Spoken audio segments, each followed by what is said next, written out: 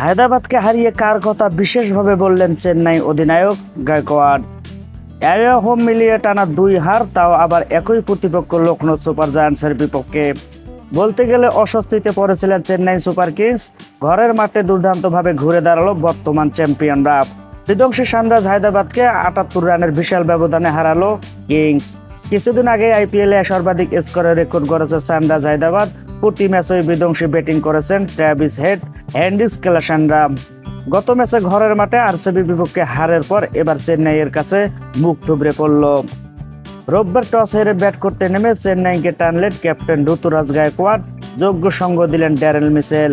প্রতি ম্যাচের মতো ম্যাচের ভরসা দিয়েছেন শিবম দুবে।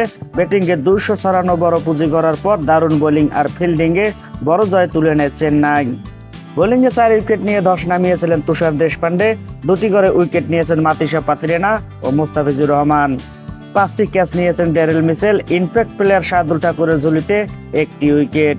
পেশাদের অনবদ্য পারফরমেন্সের মাঝে অভিজ্ঞ অলরাউন্ডার রবীন্দ্র জাদেজাকে ভুলছেন না সিএসকে অধিনায়ক। জয়ে ফিরে ঋতুরাজ গায়কোয়াড় বলেছেন, অনেকটা ভালো লাগছে। 78 রানের জয়, দুর্দান্ত পারফরমেন্স, প্রত্যেকেই গুরুত্বপূর্ণ ভূমিকা রেখেছে। গত ম্যাচে আমরা কিছু ভুল করেছিলাম, কিছু লুজ বল দিয়েছি, তেমনই ফিল্ডিংও ভালো হয়নি। এই ম্যাচে যে পরিকল্পনা নিয়ে মাঠে নেমেছিলাম সবটাই কাজে দিয়েছে। তুষার দারুণ বোলিং করেছে ও পরিশ্রমের মূল্য পাচ্ছে। আলাদা করে বলতে হয় জাদেজা কথা শিশিরের প্রভাব ছিল। এমন পরিস্থিতিতে স্পিনদের পক্ষে বোলিং খুবই কঠিন।